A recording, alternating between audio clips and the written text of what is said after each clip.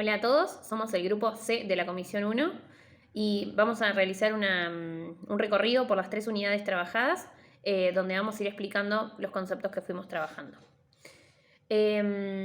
Vamos a comenzar hablando del contexto en el que nos tocó vivir, aprender y enseñar, que fue el contexto de pandemia, en el cual se demostró que la escuela la hacemos entre todos.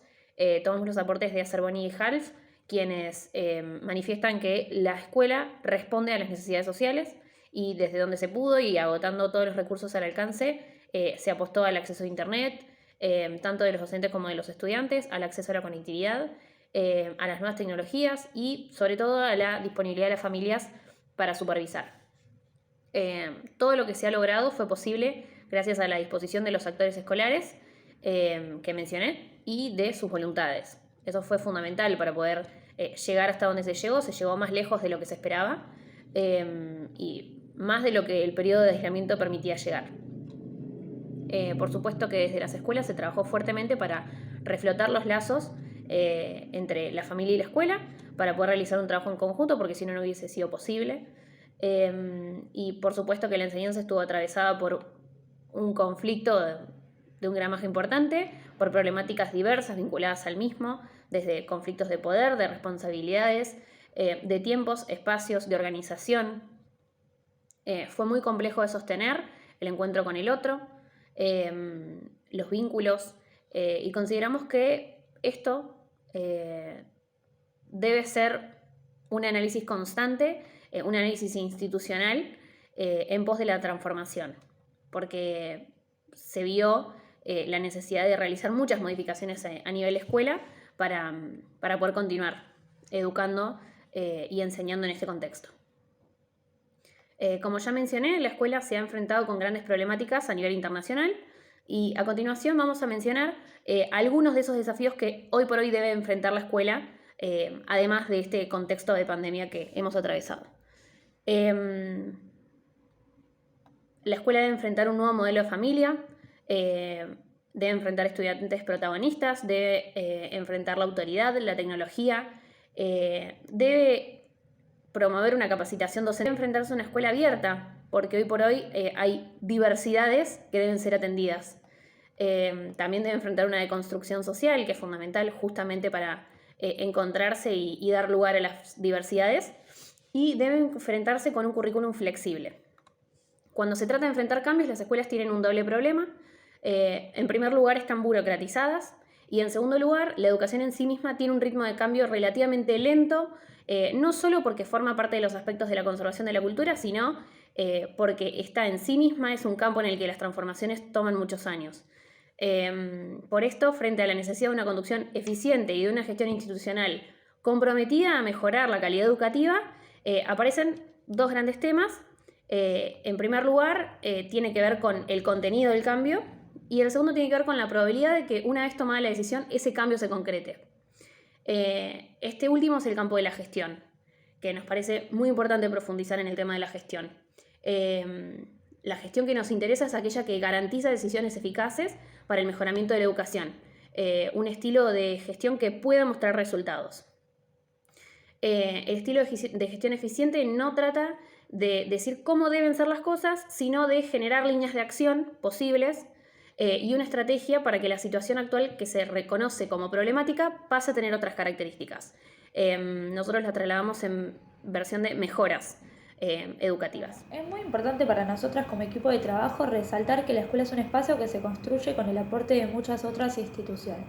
Una de ellas es la familia, ya que son el primer agente socializador que transmite a sus hijos valores, costumbres, creencias, entre otras cosas. Por este motivo consideramos que es muy importante trabajar durante todo el año en conjunto, porque partimos de la premisa de que las diferencias nos enriquecen y sabemos que para cambiar las cosas debemos modificar la manera en que las miramos. Como integrantes del equipo de orientación creemos que los conflictos y las crisis no deben interpretarse como una patología institucional, sino como algo característico de la propia dinámica. Por lo tanto, para resolverlos trabajaríamos abriendo espacios para el planteo, la reflexión, el consenso y la toma de decisiones junto con los actores involucrados. Al momento de plantear una transformación educativa no es suficiente con repensar la estructura organizativa, sino se transforma también la cultura escolar. Esta última cobra relevancia ya que dichos docentes podrían estar atravesados por una cultura individualista y jerarquizada que limita su práctica profesional en el aula desde el mando y la obediencia.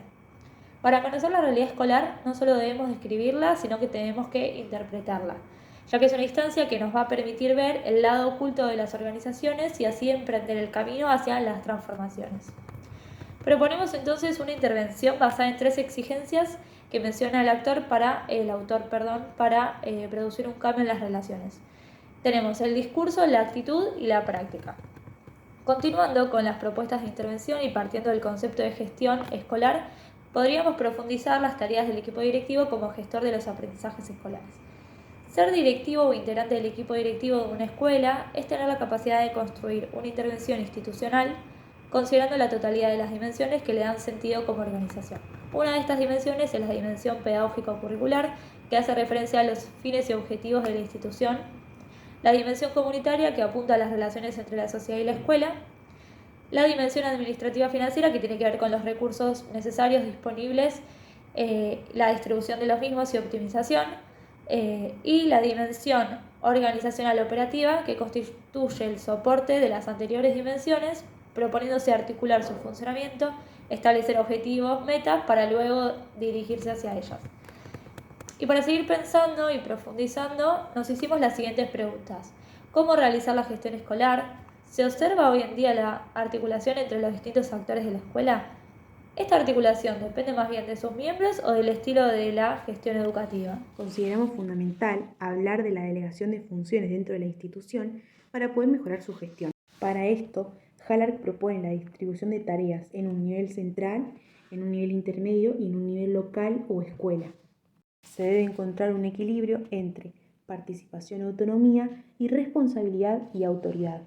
Las organizaciones surgen de una declaración, de un proyecto que produce identidad y unidad organizacional. Peter Senge define a la organización inteligente como aquella que aprende permanentemente y es así capaz de recrear su futuro. Él mismo propone 5 competencias que deberían ser capaces de desarrollar las personas y las organizaciones. Estos son el pensamiento sistémico, la construcción de una visión compartida, los modelos mentales, el aprendizaje en equipo y el dominio personal. Para concluir, el sujeto de las organizaciones es un sujeto que al estar encerrado en reglas y reglamentos pierde su posibilidad de generar conocimientos y aumentan los aprendizajes adaptativos. Una nueva organización, para incorporar la potencialidad de las personas, deberá ocuparse por ser ética, inteligente y sensible. Cuando hablamos de nuevas organizaciones, también hablamos de organizaciones inclusivas que puedan alojar las diferencias. La inclusión educativa es un proceso y un estado que implica una transformación dinámica tanto del sujeto que se integra y del contexto al que es integrado. Al hablar de educación inclusiva también es muy importante poder situar la mirada sobre el contexto como productor de condiciones que hagan posible estar, aprender y participar en la escuela. Implica una inclusión genuina y real, donde el niño incluido forme parte del aula, del grupo y de las planificaciones y también de la institución en general. Con la sola presencia del sujeto estaríamos hablando de integración, mientras que incluir implica una serie de decisiones educativas que hacen parte al sujeto de todas las propuestas educativas. Deja de ser un sujeto pasivo y que recibe atención para ser un sujeto completamente activo a través de los apoyos que sean necesarios propiciar. Para concluir con la inclusión educativa, tomamos el concepto de participación periférica legítima, que es utilizado para referirse al proceso por el cual los estudiantes pasan a formar parte de la comunidad de práctica sociocultural. Mediante este proceso se van activando las intenciones de aprender de una persona y se configura el significado del aprendizaje. De esta manera, podemos pensar en la inclusión como una práctica que habilita a todos los niños a participar en los dispositivos culturales a partir de sus propias posibilidades.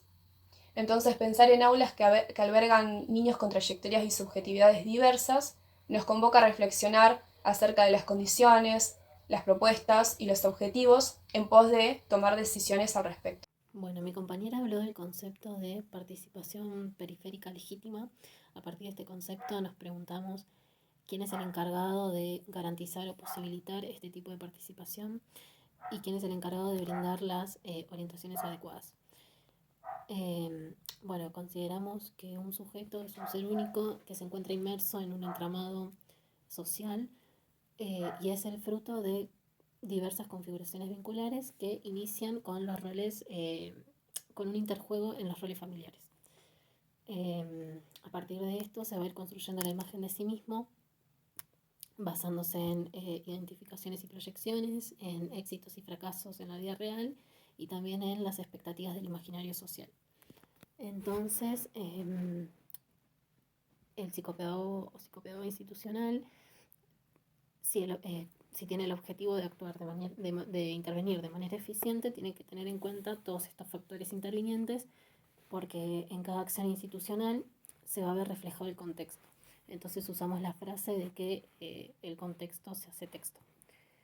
Y tenemos algunas tareas puntuales del psicopedagogo institucional, que es la capacitación del personal docente en temas relacionados al desarrollo infantil, el diagnóstico de niños que algunos docentes puedan considerar problemáticos, también el asesoramiento y atención a las familias en problemáticas puntuales, la orientación de problemas de dinámica grupal y el asesoramiento a directivos y a docentes. Acá, en este punto, nos surge otro interrogante y es si el psicopedagogo institucional actúa solo. La respuesta es que no actúa solo, sino que actúa en un equipo interdisciplinario que sostiene las intervenciones y a la vez puede orientar desde otros aspectos. Acá hablamos del equipo de orientación escolar. Que bueno, los profesionales que trabajan en este equipo interdisciplinario brindan asesoramiento a docentes, familias, directivos y a todos los actores institucionales. En las escuelas de gestión pública, los equipos de orientación escolar pertenecen a la Secretaría de Educación y de la Ciudad de Buenos Aires, Secretaría de Educación y Cultura de la Ciudad de Buenos Aires, y son equipos interdisciplinarios que responden a varias escuelas del mismo distrito. En cambio, en el ámbito privado no es así. Los equipos interdisciplinarios se conforman de dos o varios profesionales en relación de dependencia y no dependen de ninguna planta funcional.